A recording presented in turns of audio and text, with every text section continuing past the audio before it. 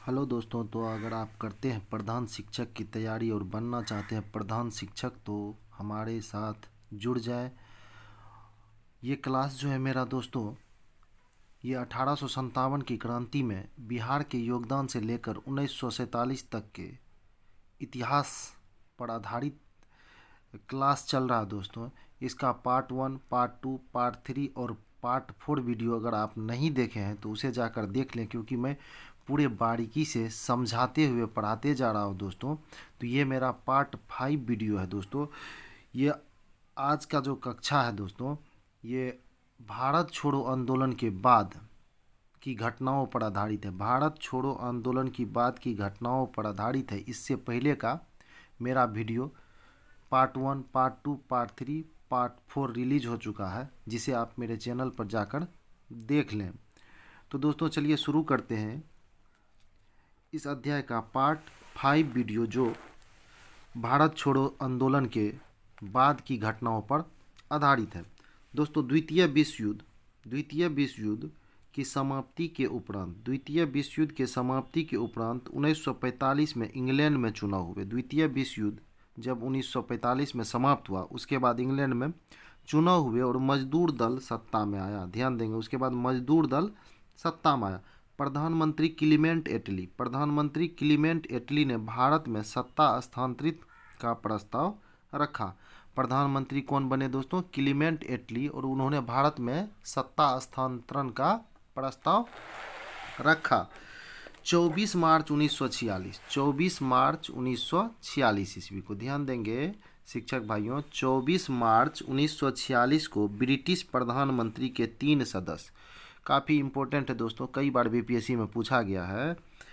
24 मार्च 1946 को ब्रिटिश प्रधानमंत्री के 3 सदस्य पैथिक लॉरेंस, कौन कौन? पैथिक लॉरेंस, स्टोफर्ड क्रिप्स और A B Alexander. Pethick Lawrence, Stafford Cripps और एबी अलेक्जेंडर से युक्त कैबिनेट मिशन भारत आया। तो कई बार पूछा गया प्रश्न है, कैबिनेट मिशन भारत कब आया?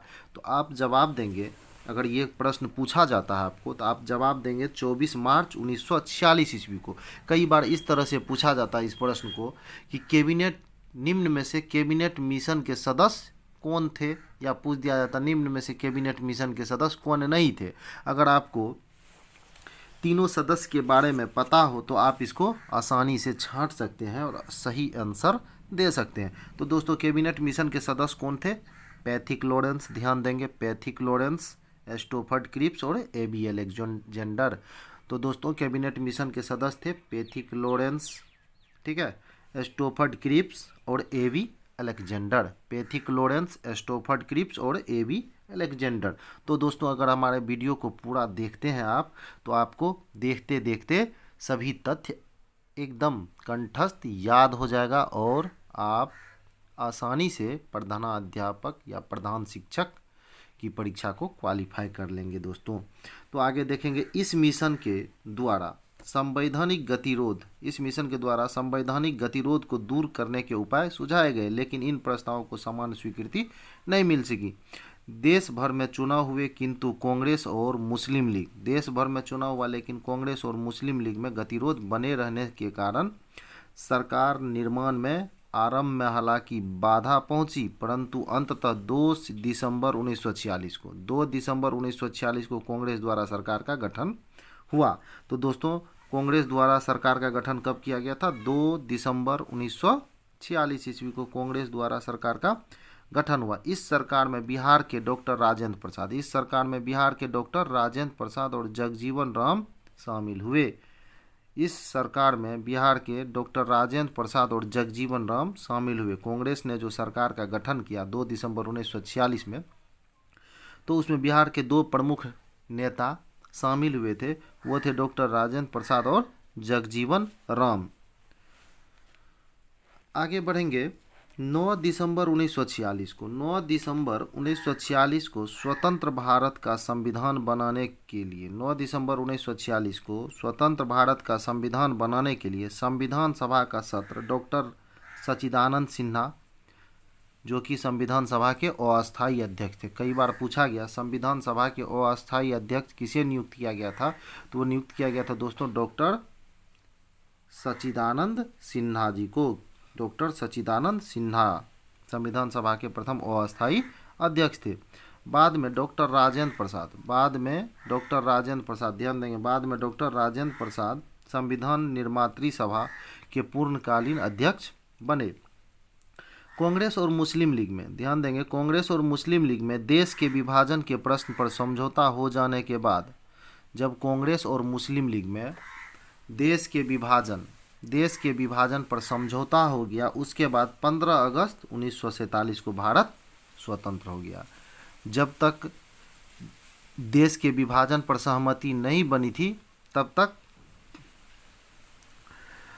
तक जो है कांग्रेस और मुस्लिम लीग में कटुता बनी रही। लेकिन जैसे ही देश के विभाजन पर दोनों में सहमति बन गई, उसके उपरांत 15 अगस्त 1947 को भारत स्वतंत्र हो गया।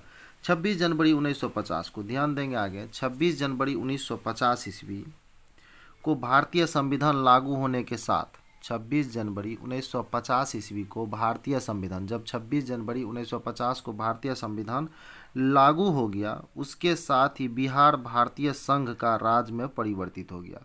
उसके बाद बिहार भारतीय संघ एक राज्य में परिवर्तित हो गया।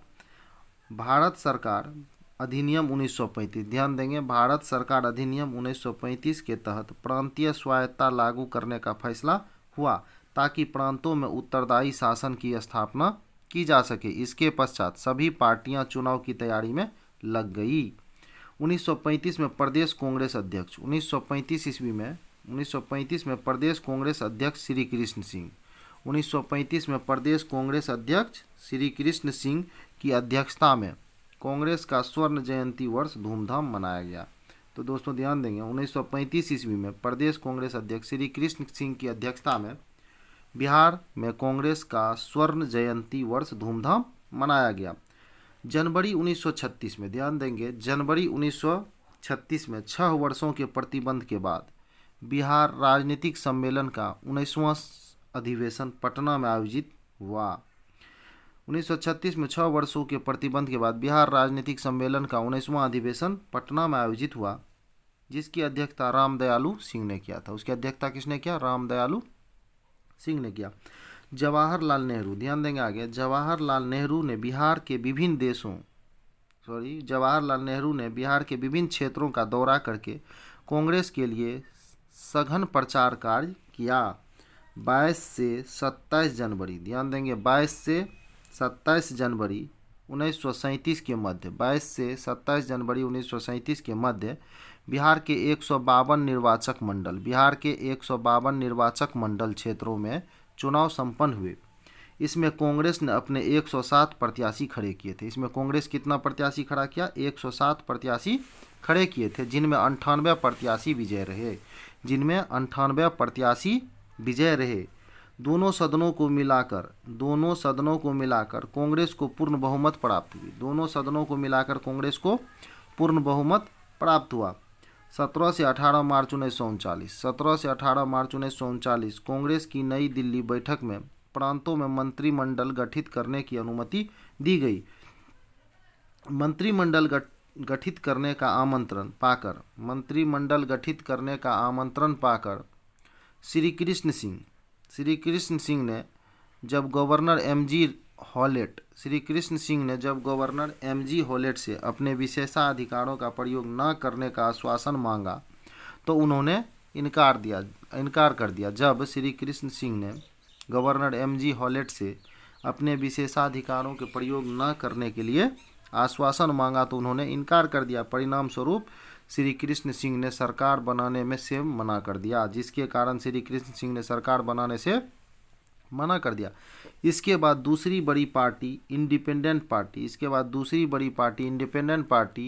के मोहम्मद यूनुस, जब श्री कृष्ण सिंह ने सरकार बनाने से मना कर दिया, तो इसके बाद जो दूसरी सबसे बड़ी पार्टी थी इंडिपेंडेंट पार्टी, उनके मोहम्मद यूनुस को सरकार बनाने का निमंत्रण मिला, जिसे उन्होंने स्वीकार कर लिया। मोहम्मद यूनुस ने सरकार बनाने के निमंत्रण को स्वीकार कर लिया। इस प्रकार मोहम्मद यूनुस बिहार के पहले भारतीय प्रधानमंत्री, उस समय प्रांतीय सरकार के प्रधान के प्रधानमंत्री ही कहा जाता था। उस समय प्रांतीय सरकार के प्रधान को प्रधानमंत्री ही कहा जाता था, ना कि मुख्यमंत्री। मोहम्मद यूनुस पहले प्रधानमंत्री बने बिहार के 1 अप्रैल 1937 को। 1 अप्रैल 1937 ईस्वी को, ध्यान देंगे, 1 अप्रैल 1937 ईस्वी को गठित इस मंत्री 37 को गठित इस मंत्री परिषद में मोहम्मद यूनुस के अतिरिक्त बहाव अली, कुमार अजीत प्रसाद सिंह और गुरु सहाय लाल शामिल हुए। परंतु कांग्रेस पार्टी ने गवर्नर के इस कदम का विरोध किया। लेकिन कांग्रेस पार्टी ने गवर्नर के इस कदम का विरोध किया। 21 जून 1937, ध्यान देंगे, 21 जून 1937 को वायसराय लिनलिथगो 21 जून 1937 को वायसराय लिनलिथगो ने आश्वासन दिया। 21 जून 1937 को वायसराय लिनलिथगो ने आश्वासन दिया कि भारतीय मंत्रियों के वैधानिक कार्यों में राज्यपाल हस्तक्षेप नहीं करेंगे। लिनलिथगो ने आश्वासन दिया कि जो भारतीय मंत्री हैं उनके वैधानिक कार्यों में राज्यपाल हस्तक्षेप नहीं करेंगे। इसके उपरांत कांग्रेस कार्यकारिणी ने सरकार बनाने का फैसला किया। फलतः मोहम्मद यूनुस को त्यागपत्र देना पड़ा। इसके बाद कांग्रेस ने जो है पुनः सरकार बनाने का फैसला किया। उसके बाद मोहम्मद यूनुस को त्यागपत्र देना पड़ा। तो दोस्तों कक्षा को आगे बढ़ाते हैं।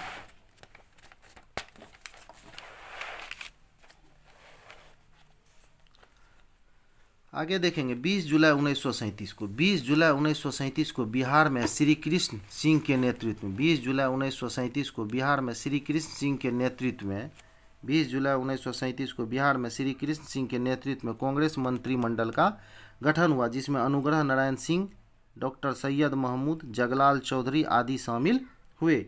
रामदयालु सिंह विधानसभा के अध्यक्ष तथा अब्दुल बारी उपाध्यक्ष निर्वाचित हुए।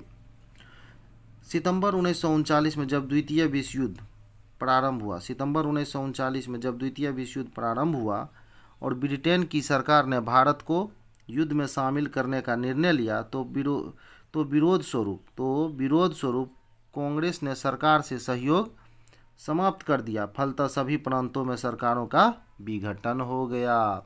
आगे देखेंगे बिहार में भी श्री कृष्ण सिंह ने 31 अक्टूबर 1939 को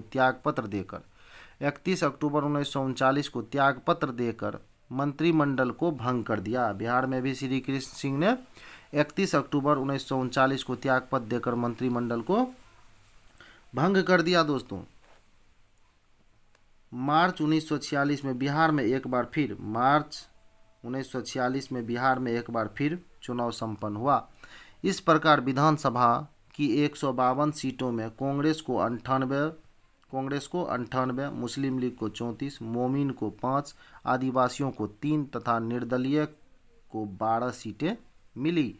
30 मार्च 1946 को श्री कृष्ण सिंह के नेतृत्व में बिहार में सरकार का गठन हुआ। 30 मार्च 1946 को श्री कृष्ण सिंह के नेतृत्व में बिहार में सरकार का गठन हुआ, किंतु कांग्रेस द्वारा अंतरिम सरकार की गठन का मुस्लिम लीग ने प्रतिक्रियात्मक जवाब दिया तथा देश भर में दंगे भड़क उठे। बिहार में भी दंगों का प्रभाव पड़ा। छपरा, बांका, जहानाबाद, मुंगेर आदि इलाकों में दंगों का ज़्यादा प्रभाव रहा। डॉक्टर राजेंद्र प्रसाद तथा आचार्य कृपलानी, आगे देखेंगे डॉक्टर राजेंद्र प्रसाद और आचार्य कृपलानी ने लोगों से शांति बनाए रखने की अपील की। 6 नवंबर 1946 को, ध्यान देंगे, 6 नवंबर 1946 को गांधी जी ने बिहार के नाम एक पत्र जारी किया। 6 नवंबर 1946 को गांधी जी ने बिहार के नाम एक पत्र जारी किया, जिसमें उन्होंने बिहार में फैले दंगे पर काफ़ी दुख व्यक्त किया। 6 नवंबर 1946 को गांधी जी ने बिहार के नाम एक पत्र जारी किया, जिसमें उन्होंने बिहार में फैले दंगे पर काफ़ी दुख व्यक्त किया। पंडित जवाहरलाल नेहरू ने भी बिहार आकर दंगाग्रस्त इलाके का दौरा किया। पंडित जवाहरलाल नेहरू ने भी बिहार आकर दंगाग्रस्त इलाके का दौरा किया। दिसंबर 1946 में, ध्यान देंगे, दिसंबर 1946 में जब संविधान सभा की अस्थायी अध्यक्ष, दिसंबर 1946 में जब संविधान सभा के अस्थायी अध्यक्ष, कौन थे दोस्तों अस्थायी अध्यक्ष? तो डॉक्टर सच्चिदानंद सिन्हा की अध्यक्षता में भारतीय संविधान सभा का अधिवेशन शुरू हुआ, तो मुस्लिम लीग के सदस्य इसमें सम्मिलित नहीं हुए। 20 फरवरी 1947 को ब्रिटिश प्रधानमंत्री 20 फरवरी 1947 को ब्रिटिश प्रधानमंत्री एटली ने जून 1948 तक भारत को स्वाधीनता प्रदान करने की घोषणा कर दी। ध्यान देंगे 20 फरवरी 1947 को 20 फरवरी 1947 को ब्रिटिश प्रधानमंत्री एटली 20 फरवरी 1947 को ब्रिटिश प्रधानमंत्री एटली ने जून 1948 तक भारत को स्वाधीनता प्रदान करने की घोषणा की। इस बीच 5 मार्च 1947 को इसी बीच 5 मार्च 1947 को गांधी जी बिहार की यात्रा पर आए। इसी बीच 5 मार्च 1947 को गांधी जी बिहार की यात्रा पर आए और वह जब तक बिहार में रहे प्रार्थना, शांति और एकता का संदेश देते रहे। और वह जब तक बिहार में रहे प्रार्थना, शांति और एकता का संदेश देते रहे। 14 मार्च 1947 को 14 मार्च 1947 को ईस्वी को लॉर्ड माउंटबेटन भारत के वायसराय बने। 14 मार्च 1947 ईस्वी को लॉर्ड माउंटबेटन भारत के वायसराय बन गए। 14 मार्च 1947 को लॉर्ड माउंटबेटन भारत के वायसराय बने। जुलाई 1947 में, ध्यान देंगे, जुलाई 1947 में इंडियन इंडिपेंडेंस बिल, जुलाई 1947 में इंडियन इंडिपेंडेंस बिल संसद में प्रस्तुत किया गया। जुलाई 1947 में भारत में इंडियन इंडिपेंडेंस बिल संसद में प्रस्तुत किया गया तथा आखिरकार 15 अगस्त 1947 को भारत और पाकिस्तान 2 स्वतंत्र राष्ट्र के रूप में स्थापित हो गए। देश की स्वतंत्रता की इस यादगार घड़ी में बिहार में भी खुशियां मनाई गई। स्वतंत्र भारत में बिहार के प्रथम राज्यपाल, अब देखेंगे दोस्तों, स्वतंत्र भारत में बिहार के प्रथम राज्यपाल जयराम दास दौलतराम तथा मुख्यमंत्री श्री कृष्ण सिंह को पदभार ग्रहण किया। मुख्यमंत्री के रूप में श्री कृष्ण सिंह पदभार ग्रहण किया। तो दोस्तों, स्वतंत्र भारत के प्रथम राज्यपाल जयराम दास दौलतराम और मुख्यमंत्री श्री कृष्ण सिंह बने। आगे देखेंगे स्वतंत्रता पूर्व बिहार में आयोजित कांग्रेस के अधिवेशन। ध्यान देंगे, स्वतंत्र बहुत इंपॉर्टेंट है दोस्तों। कई बार बिहार एसएससी, बिहार दरोगा और बीपीएससी में भी पूछा गया प्रश्न है दोस्तों, कई बार पूछा गया प्रश्न है स्वतंत्रता पूर्व बिहार में आयोजित कांग्रेस के अधिवेशन। तो स्वतंत्रता से पहले बिहार में कांग्रेस के आयोजन जो हुए थे वो कहाँ हुए थे और उनकी अध्यक्षता किसने किया। तो देखेंगे, काफ़ी इम्पोर्टेंट है ये।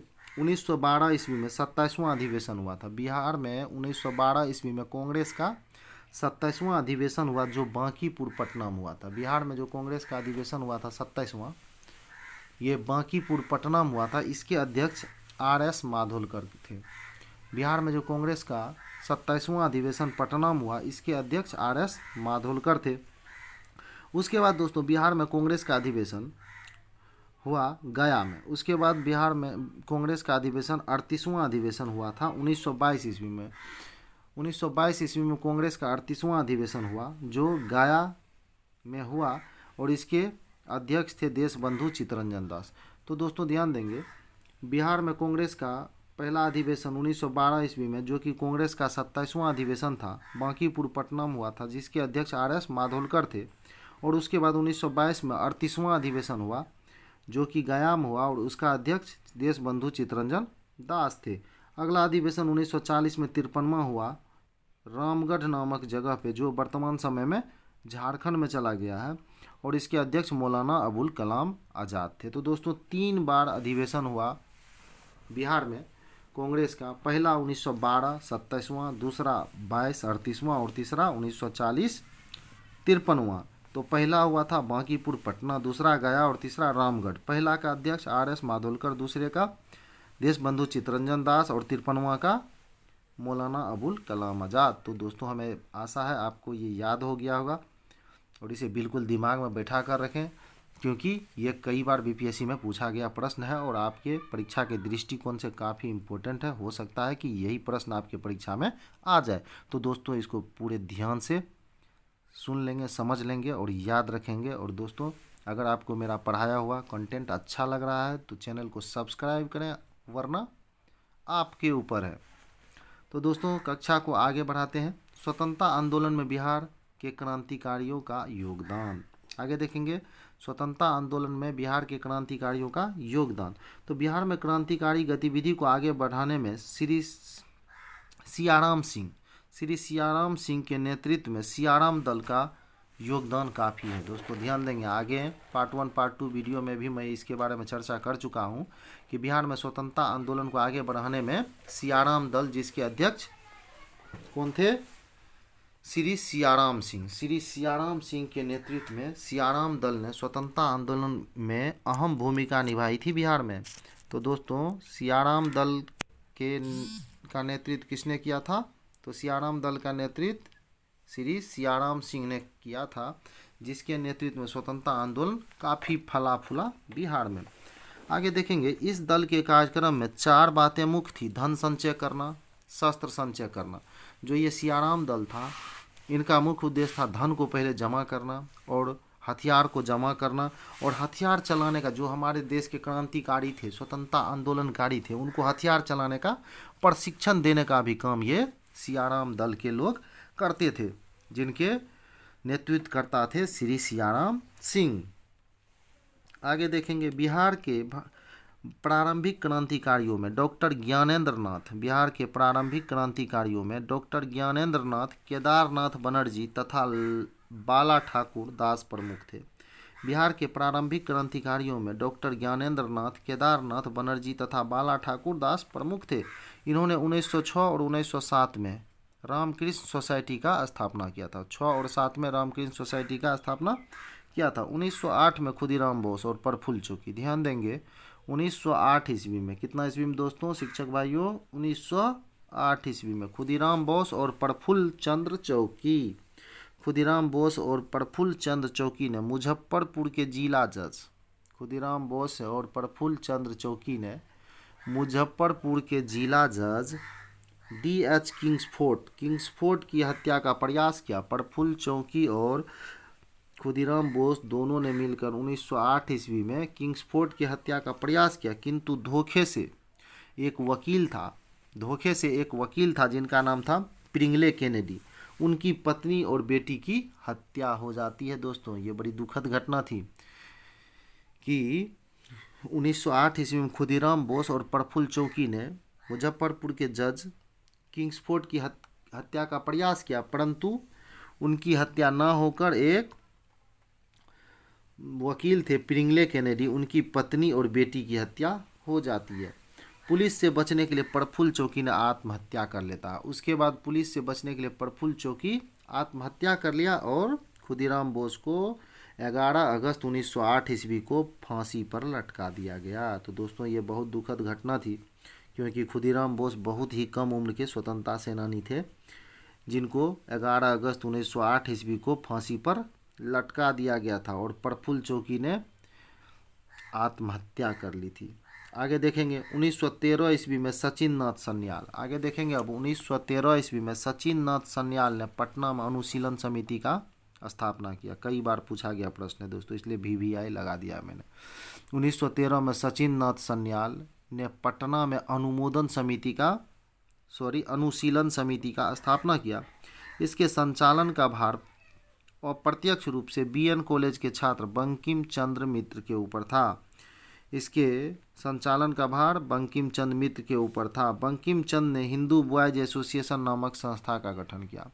बंकिम चंद्र ने हिंदू बॉयज एसोसिएशन नामक संस्था का गठन किया। ढाका अनुशीलन समाज के बिहार में प्रमुख नेता थे सचिन नाथ सन्याल, ध्यान देंगे, ढाका अनुशीलन समाज के बिहार में प्रमुख नेता थे सचिन नाथ सन्याल, रास बिहारी बोस, हिरण्यमय बनर्जी, वासुदेव भट्टाचार्य, बंकिम चंद्र मित्र।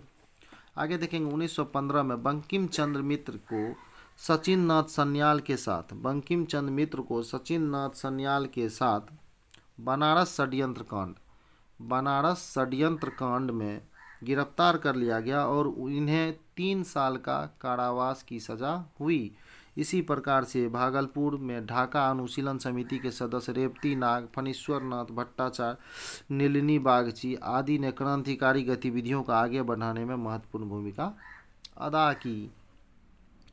तो शिक्षक भाइयों, मुझे आशा है आप बिल्कुल समझ रहे होंगे। अगर आप नहीं समझ रहे हो तो आप ध्यान से सुने, बिल्कुल समझेंगे, क्योंकि मैं एक भी तथ्य को नहीं छोड़ रहा हूँ। बिल्कुल सभी तथ्यों को बारीकी से आपको अध्ययन करवा रहा हूँ, ताकि बीपीएससी के प्रधान शिक्षक में एक भी प्रश्न आपसे हिस्ट्री का नहीं छूटे। तो दोस्तों, अगर आप मेरे कंटेंट को पसंद करते हैं, चैनल को लाइक और सब्सक्राइब करते हैं, तो मैं सारे विषय का वीडियो बनाऊंगा और बिल्कुल आसान तरीके से आपको समझाऊंगा, चाहे वो बाल विकास हो, ज्योग्राफी हो, पॉलिटी हो, सारे विषय का सिलेबस के अनुसार कंटेंट आपके पास पहुंचाऊंगा। तो दोस्तों, सिर्फ आप चैनल को लाइक और सब्सक्राइब कर लें ताकि और इसी तरह के इम्पोर्टेंट वीडियो बनाने का मोटिवेशन मुझे मिलता रहे।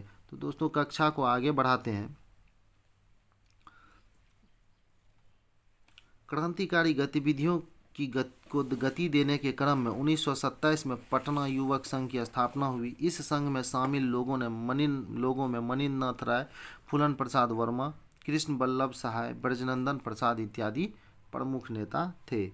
1929 ईस्वी में राम वृक्ष बेनीपुरी एवं अंबिका कांत सिंह के नेतृत्व में पटना में राय महेंद्र प्रताप के घर, ध्यान देंगे 1929 में राम वृक्ष बेनीपुरी एवं अंबिका कांत सिंह के नेतृत्व में पटना में राय महेंद्र प्रताप के घर पाटलिपुत्र युवक संघ तथा 1918 में मोतिहारी में बिहारी युवक संघ की स्थापना की गई। तो दोस्तों, 1918 में मोतिहारी में बिहारी युवक संघ और 1929 ईस्वी में पाटलिपुत्र युवक संघ की स्थापना हुई थी। आगे देखेंगे, पटना से अंबिका कांत सिंह तथा जगदीश नारायण के सहयोग से, पटना से अंबिका कांत सिंह और जगदीश नारायण के सहयोग से युवक नामक एक मासिक पत्रिका का भी प्रकाशन किया गया। ध्यान देंगे, पटना से अंबिका कांत सिंह तथा जगदीश नारायण के सहयोग से युवक नाम का एक मासिक पत्रिका का भी प्रकाशन किया गया था। बिहार के महिला क्रांतिकारियों में कुसुम कुमारी देवी, बिहार की महिला क्रांतिकारियों में कुसुम कुमारी देवी एवं सुश्री गौरी दास का नाम महत्वपूर्ण है। 28 जून 1931 को पटना में भिखना पहाड़ी 28 जून 1931 को पटना में भिखना पहाड़ी के पास पुलिस ने सूरजनाथ चौबे एवं दिल्ली षड्यंत्र केस के अभियुक्त हजारी लाल को गिरफ्तार कर लिया और 9 नवंबर 1932 को, ध्यान देंगे 9 नवंबर 1932 को चंद्रमा सिंह ने लाहौर एवं पटना षड्यंत्र कांड के मुखबिर फणींद्रनाथ की हत्या कर दिया।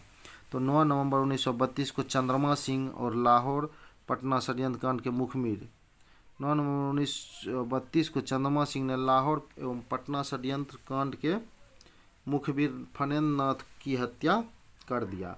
तो दोस्तों, आगे पढ़ेंगे हम लोग नंगी हड़ताल के बारे में। नंगी हड़ताल के बारे में। तो नंगी हड़ताल जो हुआ था दोस्तों, ये 1930 ईस्वी में हुआ था। एकाक बार इससे भी बीपीएससी में प्रश्न पूछा गया है। तो दोस्तों, इस वजह से मैं आपको इस टॉपिक को भी बारीकी से बता देता हूँ, क्या पता इसी टॉपिक से प्रश्न आ जाए। तो दोस्तों, 4 मई 1930 को गांधी जी की गिरफ्तारी के पश्चात 4 मई 1930 को गांधी जी की गिरफ्तारी के पश्चात स्वदेशी के प्रचार और विदेशी वस्त्रों के बहिष्कार, स्वदेशी के प्रचार और विदेशी वस्त्रों के बहिष्कार की भावना इतना प्रबल हो गया था कि छपरा जेल में कैदियों ने विदेशी वस्त्र को पहनने से इनकार कर दिया। स्वदेशी वस्तु के प्रचार से इतना प्रभाव पड़ा, स्वदेशी वस्तु के प्रचार का इतना प्रभाव पड़ा कि छपरा जेल के कैदी भी इनसे बचे नहीं रहे और उन्होंने विदेशी वस्त्र को पहनने से इनकार कर दिया और स्वदेशी वस्त्र उपलब्ध न कराए जाने पर नंगे बदन रहने का निश्चय कर लिया। ठीक है दोस्तों, तो यही था नंगी हड़ताल जो 1930 में हुआ था। ये स्वदेशी आंदोलन से प्रभावित था। आगे देखेंगे चौकीदारी करबंदी आंदोलन क्या था। तो दोस्तों, चौकीदारी करबंदी आंदोलन जो था ये भी 1930 में स्वाभिनय अवज्ञा आंदोलन के दौरान ही हुआ था, जिसमें चौकीदारी कर न अदा करने के अभियान का मुख्य स्थल पूर्वी भारत था, जिसमें बिहार का भी मुख्य भूमिका था। तो चौकीदारी कर के विरोध में 1930 ईस्वी में जो आंदोलन हुआ था उसे ही चौकीदारी कर आंदोलन कहा जाता है। ध्यान देंगे, यह आंदोलन मई 1930 ईस्वी में प्रारंभ हुआ था। चौकीदारी कर आंदोलन मई 1930 में प्रारंभ हुआ। सबसे पहले मुंगेर, भागलपुर, सारण आदि जिले में कर नहीं देने के लिए प्रेरित किया गया। मानने से इनकार या विरोध करने वाले का बहिष्कार किया गया। तो दोस्तों, ये था चौकीदारी कर विरोधी आंदोलन जो 1930 ईस्वी में चलाया गया था। तो दोस्तों पिछले बार जो प्रधानाध्यापक की परीक्षा हुई थी, प्रधानाध्यापक की परीक्षा हुई थी, उसमें बहुत कम लोग क्वालिफाई कर पाए थे, क्योंकि क्वेश्चन का लेवल जो था बहुत हार्ड था। तो दोस्तों उसी को ध्यान में रखते हुए इस बार मैं आपको बिल्कुल बारीकी से पढ़ा रहा हूँ, ठीक है ना दोस्तों, छोड़ छाड़ के नहीं पढ़ा रहा हूँ, बिल्कुल बारीकी से एक एक तथ्य को एकदम गहराई में जाते हुए पढ़ा रहा हूँ, ताकि एक भी प्रश्न न छूटे। वही सिर्फ इम्पोर्टेंट क्वेश्चन को पढ़ा दूँ, अगर कहीं वो क्वेश्चन नहीं पूछा गया तो फिर आप फंस जाएंगे। इस वजह से मैं आपको सारे तथ्यों को पढ़ा रहा हूँ, ताकि आप एक भी प्रश्न को मिस ना करें और निश्चित रूप से प्रधानाध्यापक बने। तो दोस्तों आगे चलते, बेगूसराय गोलीकांड 1931 ईस्वी में हुआ था। बेगूसराय गोलीकांड कब हुआ था? 1931 ईस्वी में हुआ था। ध्यान देंगे 26 जनवरी 1931 ईस्वी को, 26 जनवरी 1931 ईस्वी को प्रथम स्वाधीनता दिवस, 26 जनवरी 1931 ईस्वी को प्रथम स्वाधीनता दिवस पूरे जोश व उत्साह से मनाने का निर्णय किया गया। इसके लिए श्री रघुनाथ ब्रह्मचारी के नेतृत्व में बेगूसराय जिले के पढ़ास वर्तमान सुहृद नगर से एक बहुत बड़ा जुलूस रवाना हुआ। यह जुलूस जब पुराने पोस्ट ऑफिस के पास पहुंचा तो डीएसपी बशीर अहमद, उस समय वहां के डीएसपी थे बशीर अहमद, ने जुलूस पर गोली चलाने का हुक्म दे दिया। इस गोलीकांड में 6 व्यक्ति घटनास्थल पर ही मारे चले गए थे दोस्तों। इसे ही बेगूसराय गोलीकांड के नाम से जाना जाता है। इन शहीदों में भैरवाड़ के चंद्रशेखर सिंह भी थे, बंदुआर के रामचंद्र सिंह, रतनपुर के छट्टू सिंह और पहसारा के बनारसी सिंह, सॉरी यहाँ पे पसराहा होना चाहिए, प्रिंट मिस्टेक है, पसराहा के बनारसी सिंह भी शामिल थे। 2 अन्य शहीद के नाम अज्ञात हैं। टेढ़ीनाथ मंदिर के सामने यह गोलीकांड हुआ था। बेगूसराय में एक मंदिर है दोस्तों टेढ़ीनाथ, उसी टेढ़ीनाथ मंदिर के सामने जब ये जुलूस आई तो बशीर अहमद जो वहाँ के एसपी थे, उन्होंने जुलूस पर गोली चलाने का आदेश दे दिया, जिनमें 6 स्वतंत्रता सेनानी शहीद हो गए। तो दोस्तों ये था बेगूसराय गोलीकांड जो 1931 ईस्वी में हुआ। तो शिक्षक भाइयों अगला आंदोलन है बढ़िया ताल बर्खास्त आंदोलन। तो बर्खास्त भूमि की वापसी के लिए ध्यान देंगे, बर्खास्त भूमि की वापसी के लिए कार्यानंद शर्मा के नेतृत्व में, काफ़ी इंपॉर्टेंट है, कार्यानंद शर्मा के नेतृत्व में 1935 ईस्वी में, कार्यानंद शर्मा के नेतृत्व में 1935 ईस्वी में मुंगेर जिला के बहरिया ताल, ध्यान देंगे कार्यानंद शर्मा जो के नेतृत्व में मुंगेर के बहरिया ताल में 1935 ईस्वी में बहरिया ताल आंदोलन चलाया गया था। यह आंदोलन शोषित और पीड़ित किसानों, ध्यान देंगे यह आंदोलन जो था बढ़िया ताल आंदोलन, वो शोषित और पीड़ित किसानों, ध्यान देंगे बढ़िया ताल आंदोलन शोषित और पीड़ित किसानों, सॉरी लाइट कम हो गया था दोस्तों, तो ध्यान देंगे बढ़िया ताल आंदोलन जो था वो शोषित और किसान, बढ़िया ताल आंदोलन शोषित और किसान, ध्यान देंगे बढ़िया ताल आंदोलन जो है यह आंदोलन शोषित और पीड़ित किसान, ध्यान देंगे शोषित और, लाइट कम हो गया दोस्तों, थोड़ा सा मैनेज कर लेंगे, शोषित और किसान आंदोलन द्वारा जमींदारों से बर्खास्त भूमि के रूप में अपनी रैयत भूमि वापस लेने के लिए सामूहिक प्रयास था। तो अपनी रैयत भूमि को वापस लेने के लिए जो आंदोलन कार्यानंद शर्मा के नेतृत्व में 1935 ईस्वी में चला था, वही आंदोलन बढ़िया ताल आंदोलन कहलाया। बर्खास्त भूमि उसे कहते थे, देखेंगे बर्खास्त भूमि कहते किसको हैं, तो बर्खास्त भूमि उसे कहते थे जिसे मंदी के कारण लगान न देने के कारण जमींदारों ने हड़प ली थी या जमींदारों को उन्होंने दे दिया था। लगान न देने के कारण जमींदार जिन भूमि को वापस ले लिया था उन्हें ही बर्खास्त भूमि कहते थे। उसी को वापस लेने के लिए किसानों और शोषितों ने यह आंदोलन चलाया था। किसके नेतृत्व में? कार्यानंद शर्मा के नेतृत्व में। उस आंदोलन को क्या कहा गया था? बर्खास्त आंदोलन के नाम से जाना गया था, जो 1935 ईस्वी में बिहार के मुंगेर जिले में चलाया गया था। तो दोस्तों अभी आप लोगों ने बर्खास्त आंदोलन तक पढ़ा। आगे दोस्तों अगले वीडियो में जो हमारा पार्ट 5 वीडियो होगा 1857 के क्रांति से लेकर 1857 के क्रांति में बिहार के योगदान से लेकर 1947 तक के इतिहास के कड़ी में ये मेरा पार्ट 5 वीडियो था। अगर आप पार्ट 1, पार्ट 2, पार्ट 3 और पार्ट 4 ना देखे हैं तो उसे भी आप देख लें, ताकि आपके परीक्षा में पूछे जाने वाले एक भी प्रश्न आपसे ना छूटे, आप सभी प्रश्नों के जवाब सही सही दे सकें। पिछली बार जो प्रधानाध्यापक की परीक्षा हुई थी दोस्तों, उसमें कई छात्र यही गलती किए थे, बारीकी से नहीं पढ़े थे, बारीकी से एक एक तथ्यों का अध्ययन नहीं किया था। जितने भी हमारे शिक्षक बंधु जो पढ़ाने का काम करते हैं वो छोड़ छाड़ कर पढ़ाए, कहीं से पढ़ाए कहीं छोड़ दिए, कहीं से मेन क्वेश्चन बोलकर उठा लिए, बाकी क्वेश्चन को छोड़ दिए। लेकिन परीक्षा के बारे में तो आपको पता ही है, बिल्कुल अंदर जा के प्रश्न को निकाल कर पूछा गया था। और जिन्होंने पूरे बारीकी से अध्ययन नहीं किया था वो बिल्कुल ही क्वालिफाई नहीं कर पाए दोस्तों, और जिन्होंने बारीकी से पढ़ा था उन्होंने ही सिर्फ परीक्षा को क्वालिफाई किया था और 421 के आसपास ही रिजल्ट आया था। तो दोस्तों मैं आपको बिल्कुल बारीकी से एक एक तथ्य का अध्ययन करवाऊंगा ताकि आप निश्चित रूप से क्वालिफाई करें। तो दोस्तों आप मेरे चैनल को सब्सक्राइब करें, विश्वास करें, आपको मैं जो पढ़ा रहा हूँ उससे बाहर एक भी प्रश्न पूछा नहीं जाएगा, सभी प्रश्न उसी से आएगा, क्योंकि मैं एक भी तथ्य को छोड़ ही नहीं रहा हूँ। तो दोस्तों प्रश्न छूटेगा कहाँ से, सभी प्रश्न के बारे में आपको मैं अध्ययन करवाते हुए चल रहा हूँ। और अगर आप वीडियो को देख नहीं पा रहे हैं तो समय की कमी की वजह से, अगर आप देख नहीं पा रहे हैं तो वीडियो को सुनने से ही आपको याद मैं करवा दूंगा। तो दोस्तों आज की कक्षा को समाप्त करते हैं, अगले पार्ट 6 वीडियो में लेकर आऊँगा स्वतंत्रता आंदोलन में बिहार के किसानों का योगदान। अगला मेरा वीडियो आएगा स्वतंत्रता आंदोलन में बिहार के किसानों का योगदान से लेकर आगे तक। तो दोस्तों आज की कक्षा को यही समाप्त करते हैं। थैंक यू, जय हिंद, जय भारत।